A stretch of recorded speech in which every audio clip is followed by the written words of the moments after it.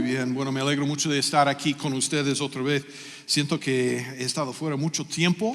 Ha estado 2 semanas, hemos estado de vacaciones con los niños, entonces un tiempo bueno con ellos, pero estoy tan contento de haber vuelto y estar aquí. Soy el pastor John, por los que no me conocen, soy el pastor de discipulado y tan contento de estar aquí en la palabra hoy. Estamos en 3 capítulos hoy, capítulos 6, 7, 8, entonces vamos a estar aquí hasta mañana. Los que quieren ver el partido, Caleb, buena suerte. Gonzalo está sentado atrás para escapar si tardamos demasiado. No, yo tengo ganas de ver el partido a las 3, entonces terminaremos, prometo. Pero queremos conocer al Señor en esta mañana y ver lo que el Señor tiene para nosotros. Entonces, si quieren abrir sus Biblias a capítulo 6, donde vamos a empezar. Y vamos a hablar de este hombre del Señor que se llamaba Gedeón y ver cómo el Señor ha traído y ha trabajado dentro de su vida durante estos 3 capítulos. Vamos a orar y vamos a empezar. Vamos a orar. Señor, te damos gracias por la palabra. Gracias, Señor, por tus bendiciones en nuestras vidas. Gracias, Señor, por tu amor, tu cariño para con nosotros, Señor, que de verdad no entendemos a veces. Es increíble de saber que quieres utilizarnos, quieres trabajar a través de nosotros. Es una bendición, Señor, pero también es una responsabilidad. Yo le pido esta mañana, Señor, que tus palabras, estas palabras sean tuyas, que toque nuestros corazones, Señor, abre nuestros ojos. Guíanos, Señor. En el nombre de Jesús te pedimos todo. Amén. Muy bien, bueno. A veces yo sé que sentimos cómo puede ser que Dios puede utilizar a alguien como yo. Vimos nuestros fracasos, nuestros temores, vimos el pasado, quizás nuestras personalidades, falta de preparación, edad o pecado. Y hacemos la pregunta, ¿cómo puede ser que Dios va a utilizarme a mí? ¿Cómo es posible que Dios puede utilizarme? La historia de Gedeón destruye esta idea por completo en esta mañana, porque vemos Gedeón por la primera vez y él no está dirigiendo un ejército, no está predicando, no está llevando un grupo a orar, no está demostrando valentía. Al contrario, está escondido por temor de los que están alrededor de él. Sin embargo, cuando Dios lo mira, vamos a ver en un momento, Dios dice que el Señor está contigo, valiente guerrero, pero Gedeón no es un guerrero. Está escondido, está trabajando con todo el miedo del mundo, pero Dios lo vio de otra manera. El apóstol Pablo resume de esta manera en 1 Corintios 1:27, cuando dice, sino que Dios ha escogido lo necio del mundo para avergonzar a los sabios, y Dios ha escogido lo débil del mundo para avergonzar a lo que es fuerte. Dios se deleite en recibir toda la gloria, toda la honra, y a veces tiene que usar gente como nosotros para que Él reciba toda la gloria y toda la honra. Quiero hablar de 4 o 5 cosas en esta mañana, entonces vamos a estar corriendo un poco por las escrituras, no podemos leer todo, pero vamos a empezar en Jueces capítulo 6, empezando con versículo 11. Entonces, sí, los que pueden ponerse de pie, vamos a ponernos de pie. Vamos a leer solamente unos versículos aquí para empezar y ver lo que el Señor está haciendo dentro de la vida de Gedeón. Cuando los israelitas, versículo 7, cuando los israelitas clamaron al Señor a causa de Madián, ahora Recuerda que ellos habían pecado, entonces los de Madián habían entrado y estaban sufriendo la gente por sus pecados, pero ahora está volviendo, ¿no? Como siempre lo hacen a través de este libro de Jueces, están volviendo y diciendo, miren, necesitamos al Señor. Entonces, cuando ellos clamaran al Señor a causa de Midian, el Señor envió un profeta a los israelitas y les dijo, así dice el Señor, Dios de Israel, fue yo el que los hice subir a ustedes de Egipto y los saqué de la casa de servidumbre, los libré de la mano de los egipcios y de la mano de todos sus opresores y desolojé delante de ustedes, les di su tierra y les dije, yo soy el Señor su Dios, no temerán a los dioses de los amorreos, en cuya tierra habitan, pero ustedes no me han obedecido, no me han obedecido. Ese es Israel y es nosotros, de verdad, ¿no? Sin obedecer, sin hacer lo que el Señor quiere. Entonces, versículo 11 dice, entonces vino el ángel del Señor y se sentó debajo de la encina que estaba en Ofra, la cual pertenecía a Joás de Abiezer. Y su hijo Gedeón estaba sacudiendo el trigo en el lagar para esconderlo de los madianitas, ¿no? Está haciendo el trigo, ¿no? Donde lo que tienes que hacer es subirlo en el aire para que el viento lleve parte y se quede la semilla, pero él está dentro de este hoyo intentando hacerlo de una locura. Y el ángel del Señor se le apareció y le dijo, el Señor está contigo, valiente guerrero. Valiente guerrero. Se puede tomar asiento. La historia comienza durante un periodo más oscuro de Israel. Durante 7 años ellos están sufriendo de los medianitas. Cada cosecha la envidian, cada cultivo lo roban, cada animal lo llevaran. Y Israel solamente había sido... No solamente había sido derrotado, pero también estaba viviendo en la miseria. Si vamos a los primeros versículos, vamos a ver que también ellos estaban viviendo en cueva. No estaban viviendo en su casa por miedo de los medianitas, ¿no? Tienen tanto miedo que viven en la cueva, viven en lugares que no son adecuadas, pero allí están y están sufriendo, pero ahora están buscando el Señor. Observamos donde encontramos a Gedeón. Versículo 11 dice que estaba sacudiendo trigo en un lagar. Normalmente no se hace así, no se puede hacerlo así, en verdad no se puede hacerlo así, pero él lo está haciendo, no escondido sin viento, no que se hace falta para hacer la cosecha, pero está escondido porque tiene miedo. Un trabajo muy difícil que está haciendo, de la manera por lo que está haciéndolo, pero el miedo a veces nos conforme a sobrevivir en lugar de vivir plenamente. El miedo nos hace escondernos, el miedo nos convence que apenas podemos conservar lo poco que tenemos. El miedo es la arma que el enemigo utiliza contra nosotros cuando estamos intentando a vivir bien por las cosas del Señor, pero viviendo en miedo, nos escondemos. En lugar de compartir el evangelio con un vecino, en lugar de compartir el evangelio con los que están alrededor de nosotros, en lugar de ponernos de pie por las cosas que son rectos y correctos, no vivimos con miedo, ¿no? Escondidos. El Señor viene, ¿no? Y el Señor dice a Gedeón, el Señor está contigo, valiente guerrero. Se puede imaginar la reacción de Gedeón en ese momento, ¿no? Porque él está escondido, tiene mucho miedo y quizás está mirando, ¿con quién está hablando Dios? No puede ser conmigo porque yo tengo mucho miedo, no puede ser que él está conmigo. Valiente, yo estoy escondido. Guerrero, madre mía, yo estoy aterrizado, ¿no? De esta gente. ¿Cómo puede ser que Dios está hablando conmigo?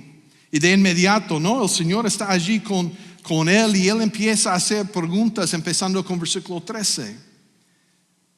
Dice, entonces Gedeón le respondió, ay, Señor mío, si el Señor está con nosotros, ¿por qué nos ha ocurrido todo esto? ¿Y dónde están todas sus maravillas y nuestros padres que nos han contado diciendo, nos hizo el Señor subir de Egipto?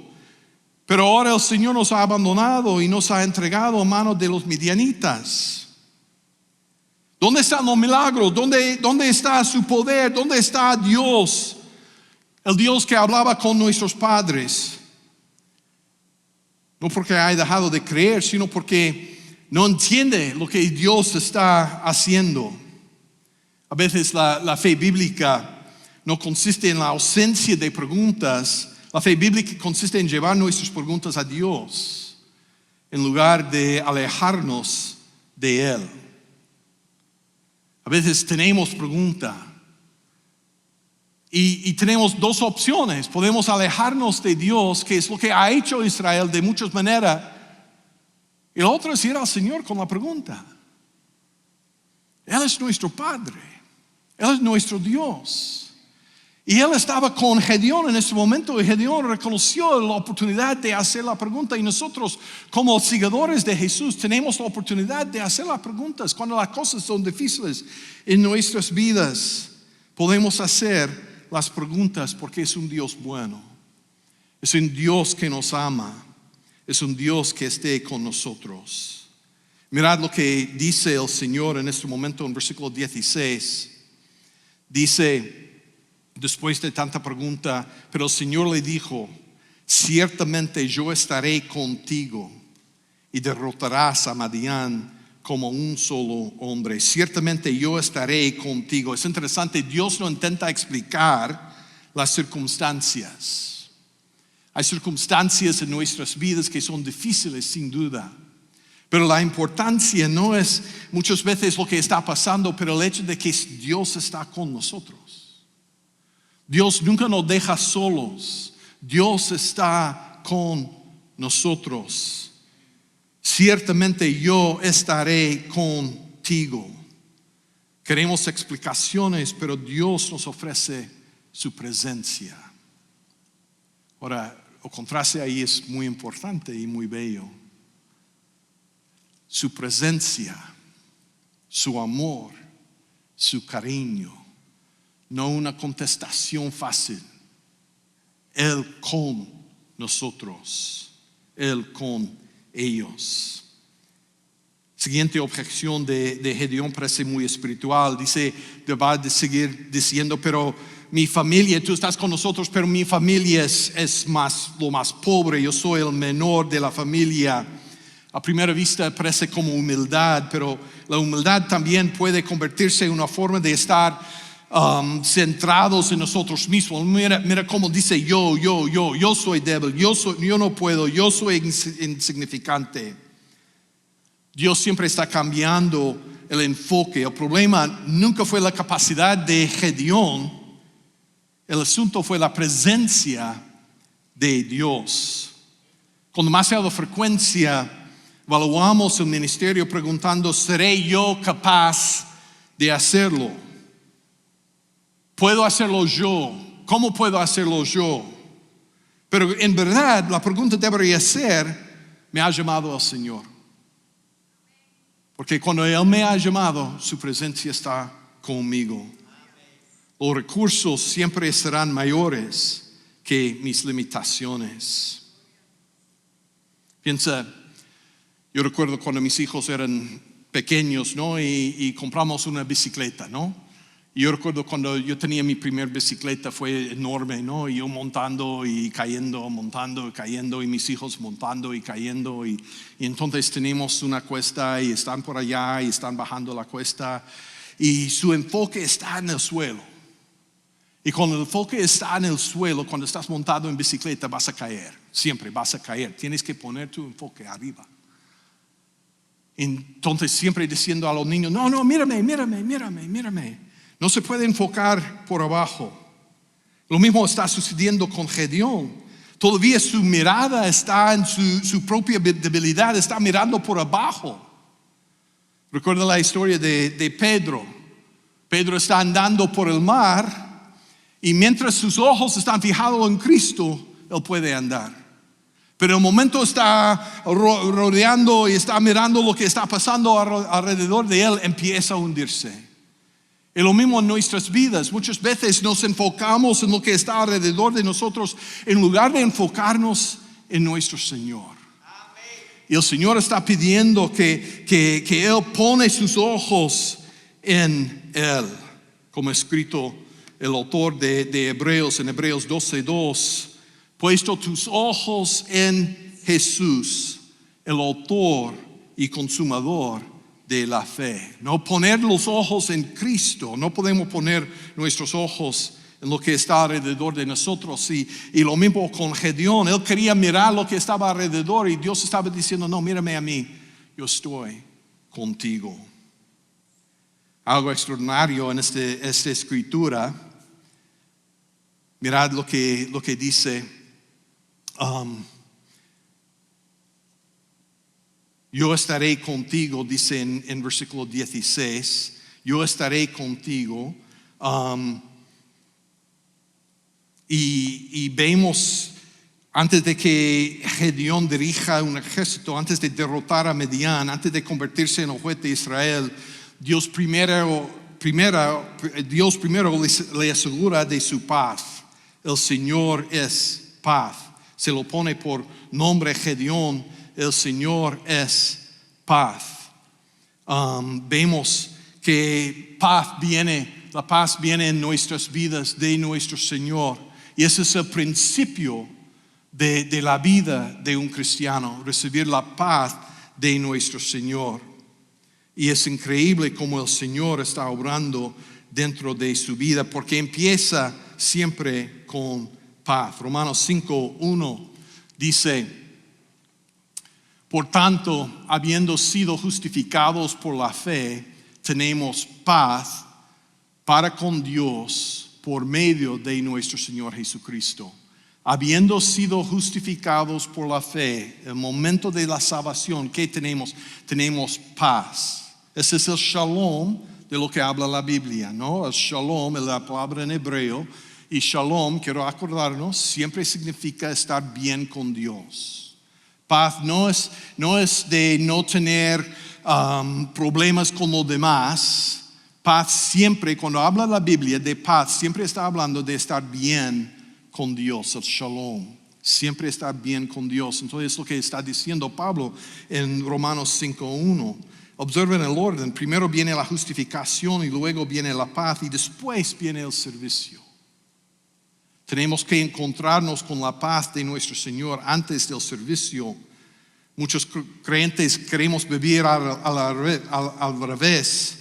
Pensamos que si los siervo suficiente, si trabajo más, si hago más ministerio, entonces Dios estará complacido conmigo, ¿no? Dios va a obrar en mi vida si hago bastante cosas. Pero no es así. Y como creyentes no queremos olvidar eso, porque es muy importante en nuestras vidas. Fue muy importante en la vida de Gedeón. La paz viene primero. Y con la paz del Señor, entonces yo puedo obrar. Yo puedo hacer las cosas que el Señor quiere, porque ya como su hijo, como su hija, podemos disfrutar del ministerio y de la obra del Señor, porque Él está con nosotros y nos ha traído la paz que es tan importante. A veces sentimos exactamente como Gedeón en esta escritura.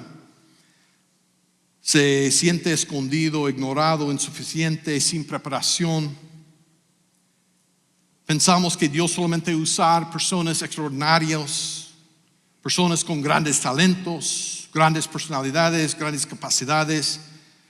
Pero la palabra del Señor, la Biblia, siempre presenta una historia muy distinta. Que Dios se deleita en usar personas comunes. Gedeón es un hombre muy común, muy normal. Pero gente cuya confianza descansa completamente en Él. El mayor obstáculo muchas veces es la incredulidad. El problema nunca ha sido falta de capacidad, el problema siempre ha sido falta de dependencia. De dependencia. Mi dependencia está en mí mismo, en mis capacidades, en mis habilidades, en mis dones. O mi dependencia está en el Señor. Y mira, muchas veces en nuestras vidas, y yo sé en mi vida, y lo hago demasiado, pongo mi confianza en mí mismo, en lugar del Señor. Y intento a vivir así, y siempre es un fracaso. Y necesito dependerme del Señor. La verdadera pregunta no es ¿soy suficiente? Pero la pregunta debería ser ¿es suficiente Cristo? Y cuando hacemos esta pregunta, ¿nos queda sí? Claro que sí, es suficiente mi Señor. Cristo es suficiente, su gracia es suficiente, su poder es suficiente, su espíritu es suficiente y yo puedo confiar en Él y solamente en Él. Entonces vemos que Dios no está satisfecho solamente con llamar a Gedeón, porque está llamando a Gedeón, pero ahora se enfrenta con los madianitas. Pero antes de enfrentarse con el enemigo, de lo que ellos pensaban fue el enemigo, él tiene que trabajar en su interior. Entonces primero vemos que Dios llama a los improbables, pero segundo quiero que veamos que Dios exige santidad privada antes del ministerio público. Ahora eso es muy importante en esta escritura. Estamos en versículos 25 al 32.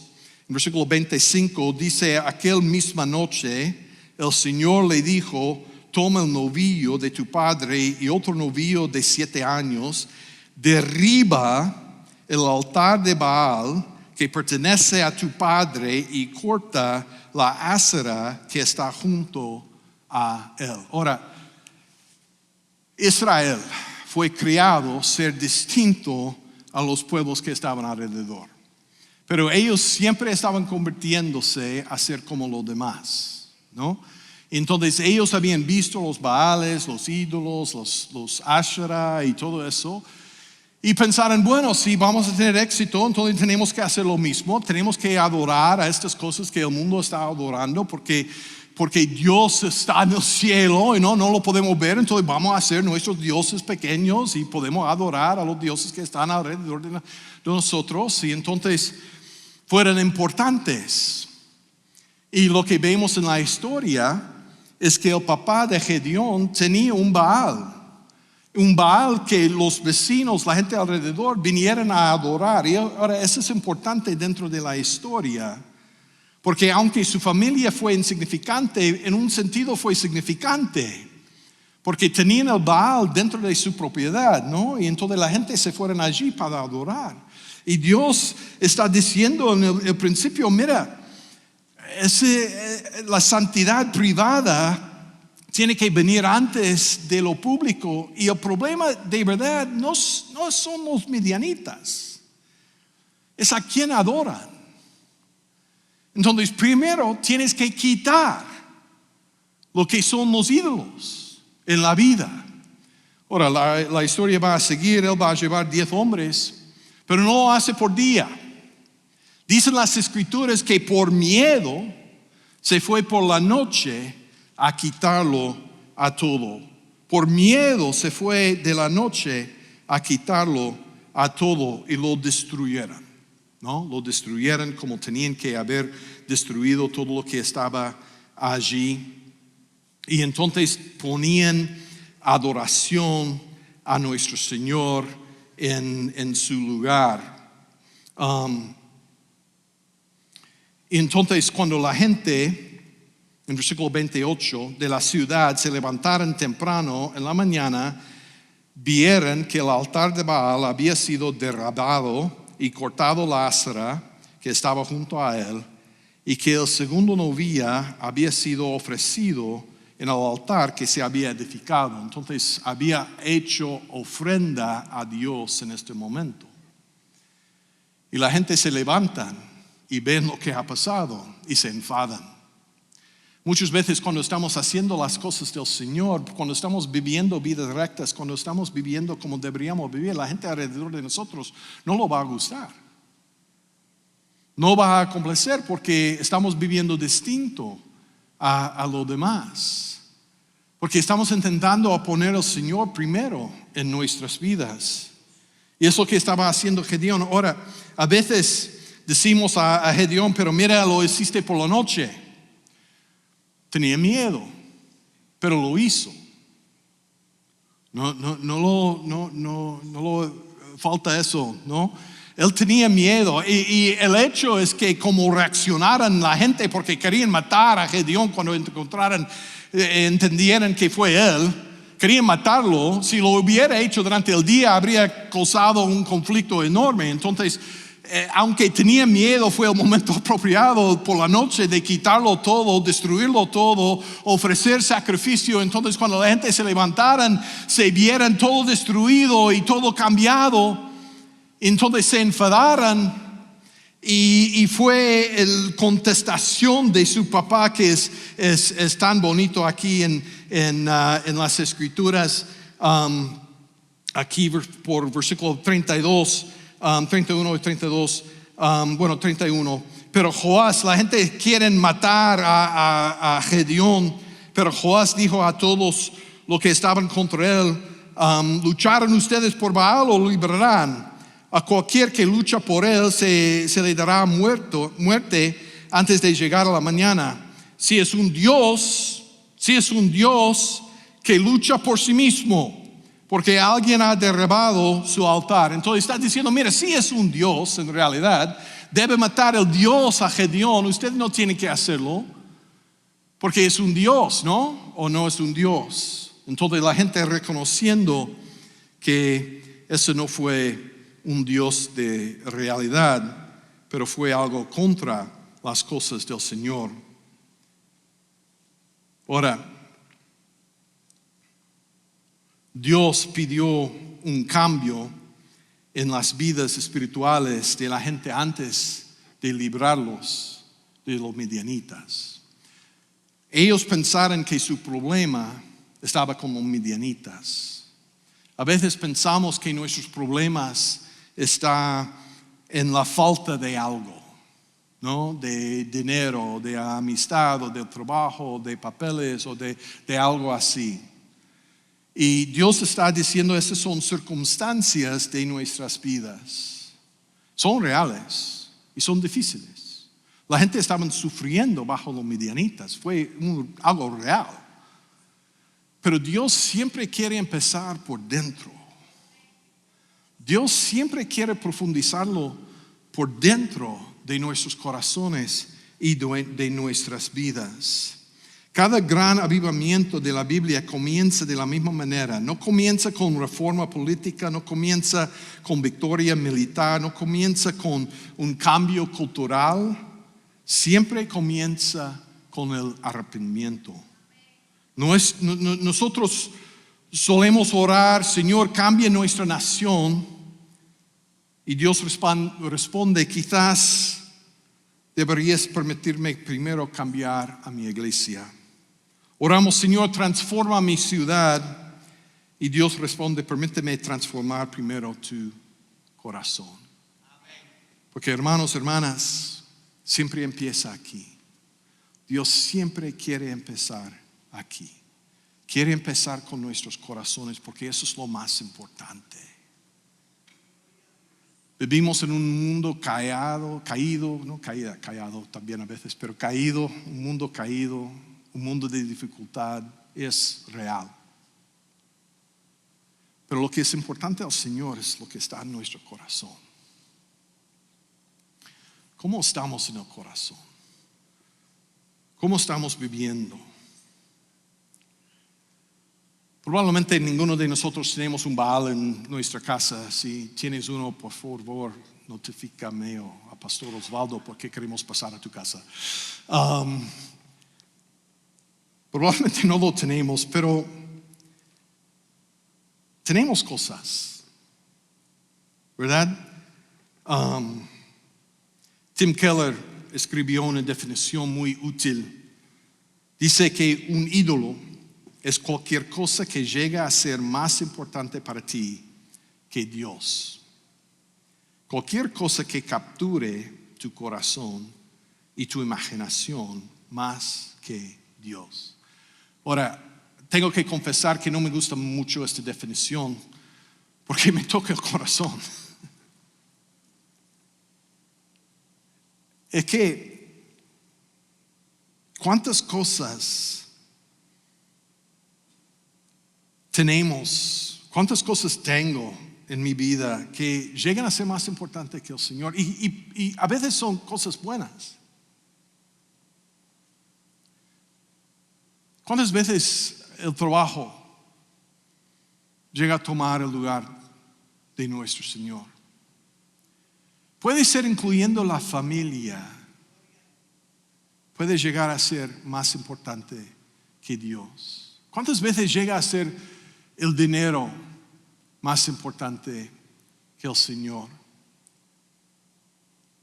¿Cuántas veces llega a ser la predicación más importante que Dios? Y ustedes están diciendo, pero ¿cómo puede ser? Está predicando. Pero puede decir que a veces en la vida de un predicador creemos que la gente le gusta. Entonces, lo que estoy diciendo es cualquier cosa puede llegar a ser un Dios en nuestras vidas, aunque sea algo muy, muy bueno y muy importante. Y Dios está diciendo, no, yo quiero ser primero. Yo quiero ser primero. Entonces, cuando estoy viéndolo, cuando estuve estudiándolo, tengo que confesar que me molestaba. Me molestaba. Porque muchas veces el éxito profesional, la reputación, la comodidad, seguridad económica, la familia, el ministerio, el reconocimiento, la política, cosas buenas, cosas malas, llegan a ser más importantes que el Señor.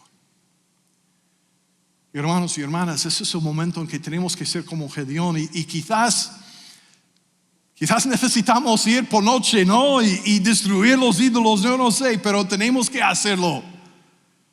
Porque tiene que empezar aquí. Tiene que empezar aquí con el corazón. Eso es lo que el Señor quiere de mí. Él no quiere mi éxito, Él no quiere mi dinero, Él no quiere mi fama. Lo que el Señor quiere es mi corazón. Él quiere tu corazón.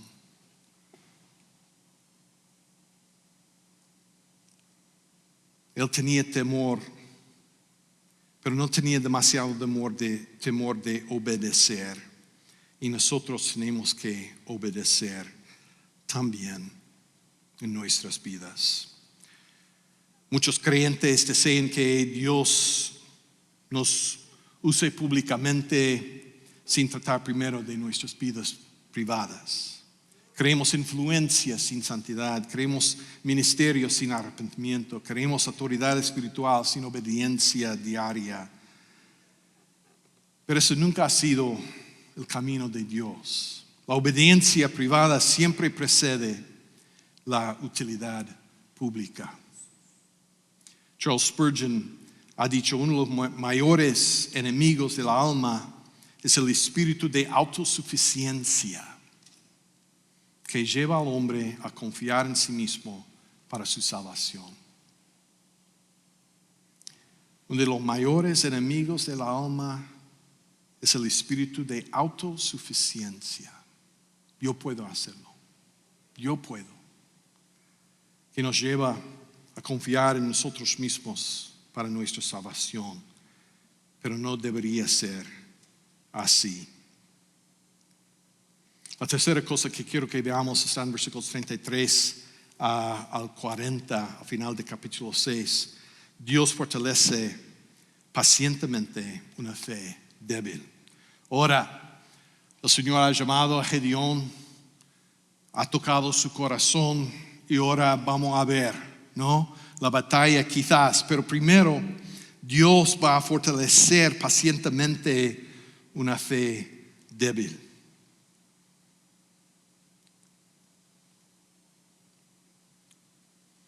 Todos, versículo 33 dice, todos los medianitas, los amalecitas, los hijos del oriente se reunieron a cruzar y cruzaron el acamparon en la valle de Jezreel.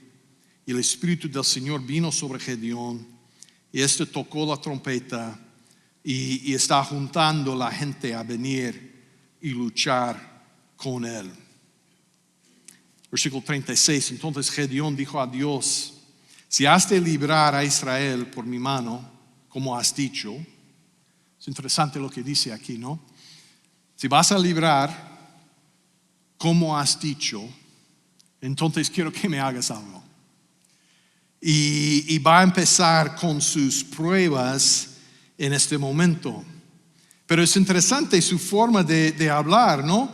Si has de librar a Israel por mi mano, como has dicho, voy a poner un vellón y de lana y de era y vamos a tener estas pruebas, ¿no? 2 pruebas que va a hacer en este momento. Él sigue con sus dudas. Si vas a salvar, como has dicho, él sabe la voluntad de Dios. Dios ya le ha hablado, Dios ya ha hecho sus promesas, Dios ya ha dado una misión. Entonces, ¿qué está buscando Gedeón? No está buscando dirección, está buscando seguridad. Y hay una diferencia, ¿no?, grande entre las 2 cosas. Primera noche coloca un vellón de lana sobre la era y pide, si solamente el vellón parece mojado, y después pide que el vellón no tenga agua, está luchando. Ahora, esta escritura no está enseñándonos que debemos poner un vellón cuando tenemos pregunta o tenemos duda. Si Dios quiere que acepte este trabajo, eso tiene que ocurrir. Si Dios quiere que me caso con esta persona, aparece esta señal. Si debo mudarme, Dios tiene que hacer cualquier cosa de ciertas circunstancias. No está diciendo eso. Y es interesante que Dios no se enfade con Gedeón tampoco.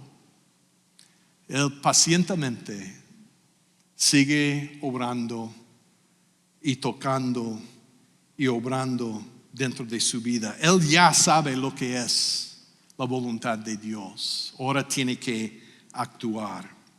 Cuando estamos buscando dirección, tenemos que buscar dirección del Señor, voluntad del Señor a través de la palabra de Dios, a través de oración, a través de sabiduría, a través de consejo piadoso, guiados por el Espíritu Santo.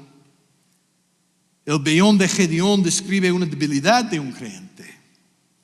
No establece un modelo para tomar decisiones. Durante muchos años la gente se han puesto como una guía de cómo debemos hacer decisiones. A veces sabemos ya lo que es la voluntad de Dios. Podemos leer la palabra del Señor y saber mucho de lo que es la voluntad de Dios. En otras palabras, este pasaje es descriptivo, no es prescriptivo, pero nos muestra el amor de Dios y la paciencia de Dios con él. Lo que me impresiona no es la duda de Gedeón, pero es la paciencia que Dios sigue obrando. Él había enviado había visto el ángel del Señor, había consumido la ofrenda del fuego. Dios había prometido su presencia, había fortalecido a Gedeón, había derribado el Baal, había enviado su espíritu, y aún Gedeón vuelve a preguntar si debería hacer lo que Dios está pidiendo en su vida. Quizás hoy vienes algo demasiado desanimado. Has leído una biografía de un misionero, has escuchado testimonios extraordinarios y pensamos, yo nunca tendré una fe como esa. Pero recuerda algo, los líderes de la Biblia no nacieron siendo gigantes espirituales. Fueron hombres y mujeres comunes. Y Dios, con su gran paciencia, obró dentro de sus vidas como Él quiere obrar dentro de nuestras vidas. Ahora llegamos a capítulo 7. Gedeón ha recorrido un largo camino. Dios está haciendo obra. Ahora vemos lo que es el ejército que ha venido contra Israel. Son unos 135,000 soldados medianitas que están contra ellos. Ellos tienen 32,000 personas a luchar contra 135,000 personas. Pero Dios no va a estar contento con 32.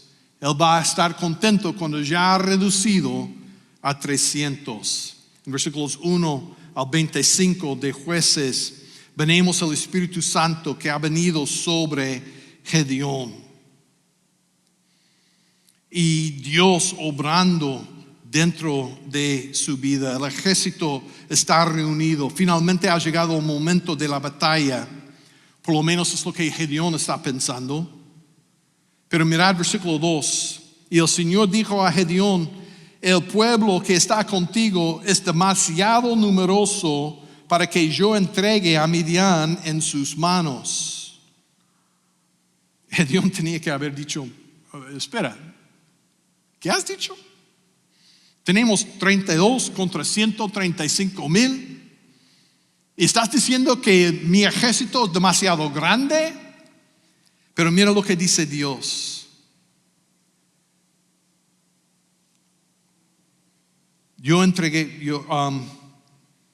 Está demasiado numeroso para que yo entregue Midian en sus manos. No sea que Israel se vuelva orgulloso y diga: mi propia fortaleza me ha librado. Dios quiere y está más preocupado por los corazones de la gente de Israel. No quieren que ellos caigan dentro del pecado del orgullo.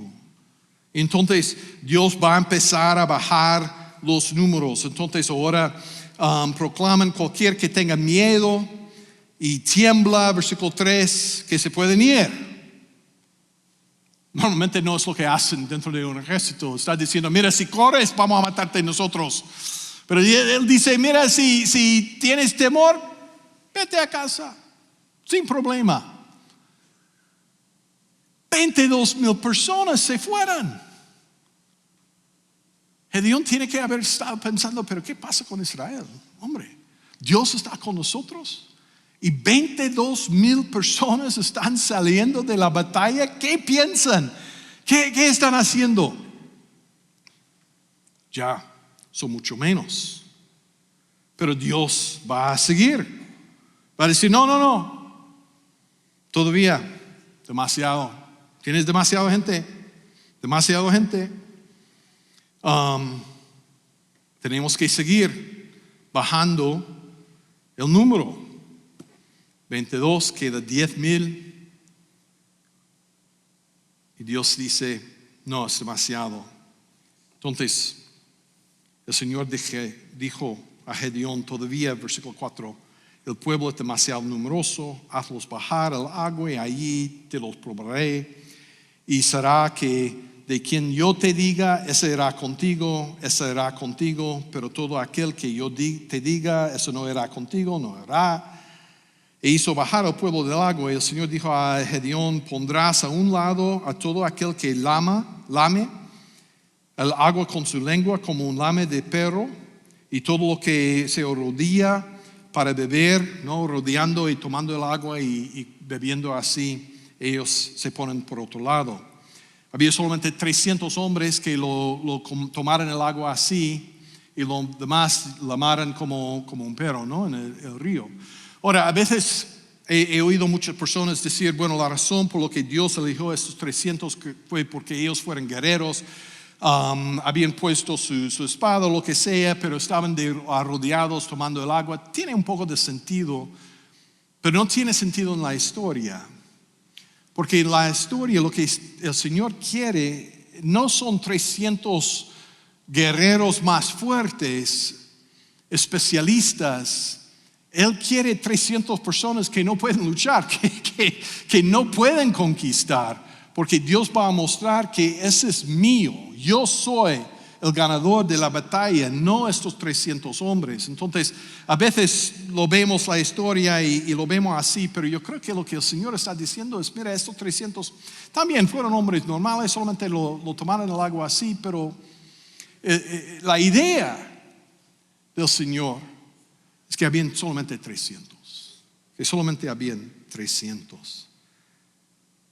Y Dios va a hacer lo que Dios va a hacer. Ahora, en el ministerio a veces con demasiada frecuencia pensamos que la obra de Dios va a avanzar con presupuestos más grandes, mejor tecnología, edificios más impresionantes, líderes más carismáticos, con más influencia, iglesias más numerosas. Y ninguna de esas cosas son malas.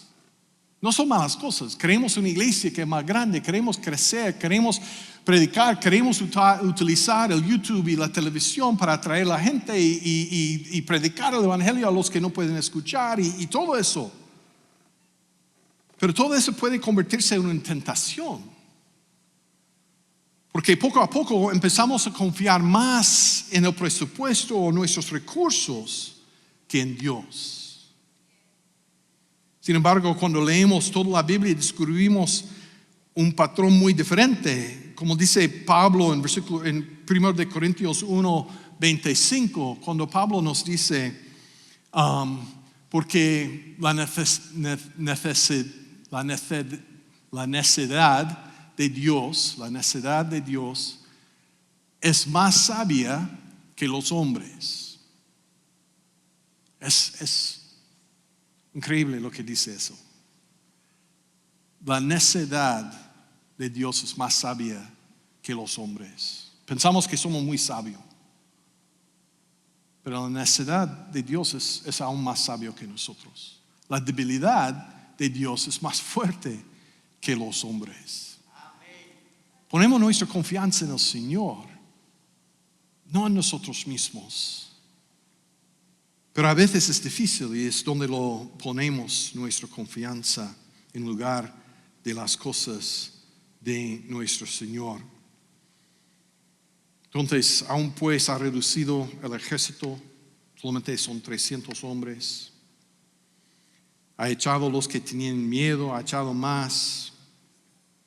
Y Dios va a hacer su obra.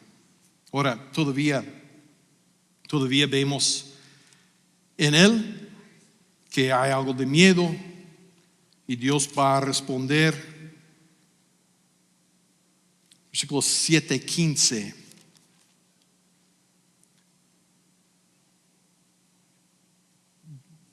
Gedeón se fue al enemigo y escuchó en versículo 13 el sueño del enemigo.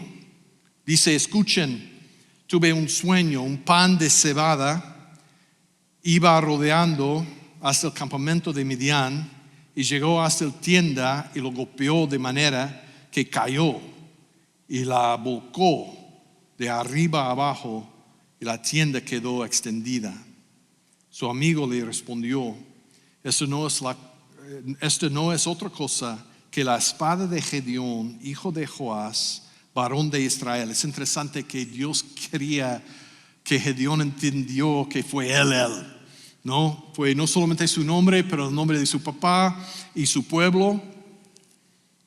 Dios ha entregado en su mano a Midian y a todo el campamento. Ahora mira Gedeón.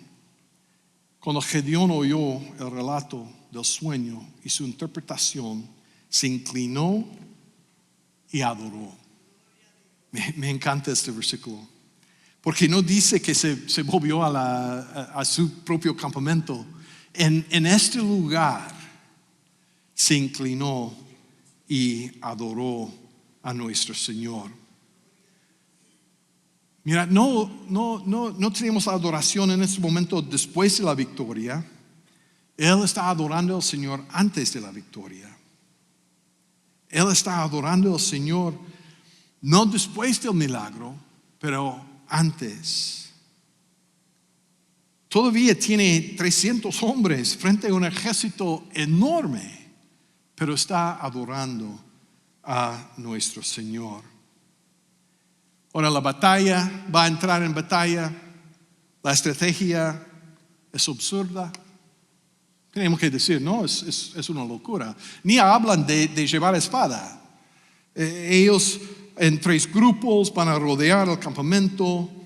Al mismo tiempo van a romper sus cántaros, van a levantar antorchas, van a tocar trompetas, van a gritar la espada del Señor y de Gedeón.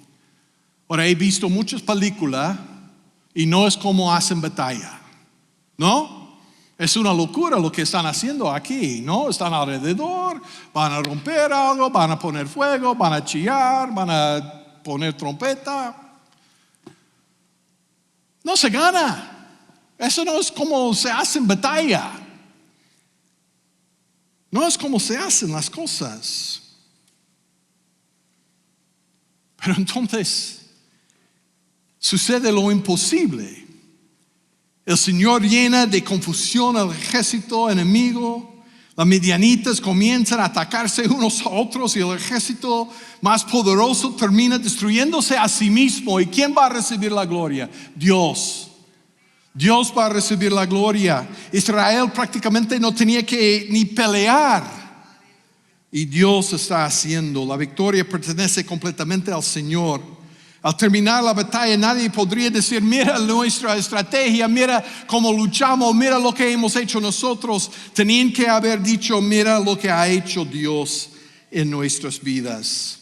Nos acuerda de David en Salmos 20, versículo 7, cuando dice, unos confían en carros, otros en caballos, pero nosotros en el nombre del Señor, nuestro Dios, confiaremos. Yo pienso que quizás David estaba pensando en esta historia en este momento, porque fue un guerrero. Y él sabía que eso no es como se gana la guerra. Donde entonces ponemos nuestra confianza en las cosas del Señor. El reino de Dios nunca ha dependido de nuestro poder humano, nunca ha dependido de nuestros recursos económicos, nunca ha dependido de nuestras grandes personalidades, siempre ha dependido de Dios que cumple sus promesas. Y eso debería llenar nuestros corazones con esperanza. Porque significa que Dios todavía puede usar nuestras iglesias. Dios puede usar creyentes que son desconocidos. Dios puede usar misioneros con pocos recursos. Dios puede usar familias comunes. Dios puede usar creyentes fieles que el mundo jamás reconocerá. Ahora, la última cosa, y voy rápido ahora, pero quiero que veamos aquí, porque es muy importante, es que el éxito puede ser más peligroso que el fracaso. Si el capítulo 7 representa la victoria más grande de Gedeón, el capítulo 8 contiene la advertencia más solemne de toda su vida. Muchos creyentes sobrevivimos el sufrimiento, soportamos en oposición, permanecemos firmes durante las pruebas, pero son mucho menos los que sobreviven espiritualmente el éxito. Versículo capítulo 8, tenemos la venganza contra Sucot y Peniel. Se puede volver a leer aquí en las escrituras. No tenemos tiempo para entrar allí. Quiero que llegamos a versículo 22. Los hombres de Israel le dijeron a Gedeón, reina sobre nosotros tú y tus hijos y también el hijo de tu hijo, porque nos ha librado de la mano de Madián. Están diciendo que queremos que seas nuestro rey. Ahora, eso habría sido difícil decir, no, hombre, ser un rey. ¿Qué puede ser mejor que eso, no? Ser un rey. Pero actuando adecuadamente como debería haber hecho, pero Gedeón le respondió, no reinará sobre ustedes, ni tampoco reinará sobre ustedes mis hijos. El Señor reinará sobre ustedes. Dios es rey. Dios es rey, no nosotros. Dios es rey. Y tenemos que acordarnos de ello. Creemos que Dios sea rey de nuestras vidas. Qué respuesta tan correcta. Teológicamente no podría haber respondido mejor. Israel tenía solamente un rey y el rey era Dios mismo.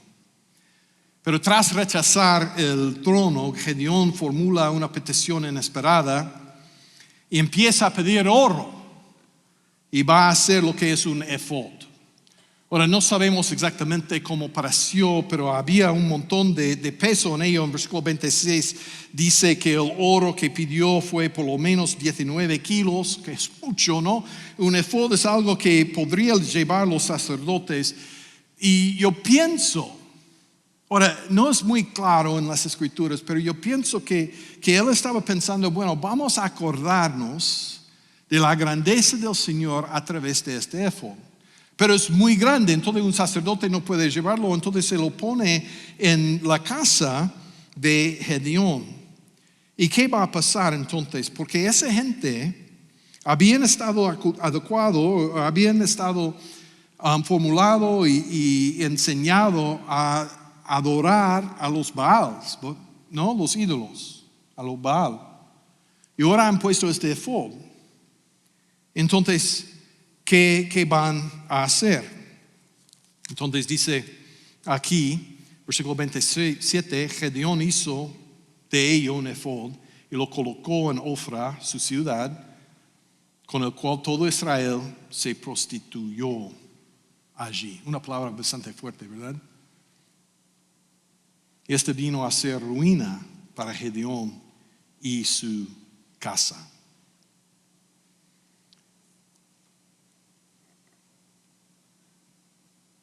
Qué tragedia.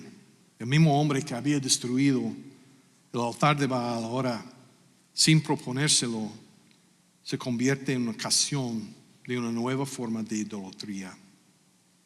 Ese debería hacernos reflexionar profundamente, especialmente quienes servimos en el ministerio, pero a todos nosotros. Nuestras intenciones pueden ser sinceras. Yo creo que su intención fue sincera. Nuestros motivos pueden parecer nobles, pero si de alguna manera dirigimos la atención de las personas hacia nosotros en lugar de dirigirse hacia Cristo, hemos fallado.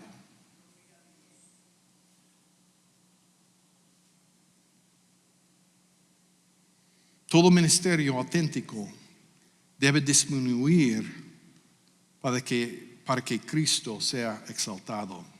Juan el Bautista dijo, es necesario que Él crezca y que yo disminuya. Y eso es difícil. Es difícil. Pero nosotros ponemos nuestros ojos en Cristo, no en líderes, no en pastores, no en gran teológicos. Ponemos nuestros ojos en Cristo, porque Él merece toda la honra y toda la gloria. No es para nosotros. Tenemos que reconocer que Dios es Dios y nosotros somos sus siervos. Y eso es lo que queremos ser, sus siervos, porque es Dios. Y queremos honrarle y conocerle. Sigue la historia. El capítulo termina con una nota agridulce. Gedeón tuvo muchas esposas, 70 hijos, madre mía. ¿Qué está haciendo este? Había un hijo de concubina, se llamaba Abimelech. Después de la muerte de Gedeón, Israel volvió rápidamente a la idolatría porque ya había empezado en su vida. En el capítulo siguiente vamos a encontrarnos con el hecho de que Abimelech va a asesinar, va a matar a todos sus hermanos para tomar lo que él cree es el trono, convertirse en un rey. Quiero que veamos que las semillas de compromiso sembrados durante la vida de Gedeón producen una amarga cosecha después de su muerte. Aquí encontramos otra lección muy importante. El liderazgo nunca afecta solamente al líder. Siempre influye sobre la siguiente generación. Nuestras decisiones, nuestra fidelidad, nuestra obediencia, nuestra desobediencia dejan una herencia. No es solamente mi vida, es lo que estoy diciendo. La manera por la que yo vivo va a afectar, va a obrar en las vidas de los que vienen después de mí. Yo tengo que pensar en mis estudiantes en el seminario. Yo tengo que pensar en ustedes aquí en la iglesia. Yo tengo que pensar en mis hijos y mis nietos. Una de las cosas que a mí me encanta es hablar de mis abuelos. Porque fueron hombres y mujeres, mi abuelo y mi abuela, los dos lados, de mi mamá y de mi papá, fieles al Señor hasta la muerte. Y me encanta hablar de ellos. Si quieres, yo te hablo de ellos. Porque son para mí héroes de la fe. Somos héroes de la fe para nuestros hijos, para nuestros nietos, para nuestros sobrinos, familiares, iglesia, porque estamos dedicados a las cosas de nuestro Señor, nuestra fidelidad, obediencia. 3 cosas al final, voy a terminar. Nunca subestime lo que Dios puede hacer por medio de una persona común. Dios puede hacer un montón de cosas a través de tu vida. No lo olvides. Segundo, nunca descuide de obediencia privada. Mira, esa es donde empieza. Y esa quizás es la parte más difícil. Y nunca piense que la victoria de ayer garantiza la fidelidad de mañana. Ojalá yo no tenía que decir número 3. Pero vemos demasiada gente llevando 20 años en la iglesia y desaparece. Está metido en pecado, divorciando de su esposa o su esposo, cometiendo errores. Vemos en pastores que hacen lo mismo. Nunca piense que la victoria de ayer garantiza la fidelidad de mañana. Quizás hoy ustedes se identifican con el Gedeón de capítulo 6, se siente lleno de temor, abrumado, insuficiente. Piensa que Dios jamás podría usar una vida como la suya. No olvides, Dios no está buscando personas naturalmente fuertes. Dios está buscando personas que son débiles, confiados en nuestro Dios. O quizás ya eres mayor en la fe. Estás poniendo tu confianza en lo que Dios ha hecho en el pasado, en lugar de lo que Dios va a hacer en tu presente y el futuro. Te animo a no olvidar que Dios quiere ser tu Dios desde ahora y hasta siempre. Vamos a orar. Señor, te damos gracias por una palabra tan fuerte, Señor, de Gedeón. Gracias, Señor, por no escondernos de nada. Habría sido fácil de solamente hablar de lo bueno de Gedeón y olvidar cómo terminó.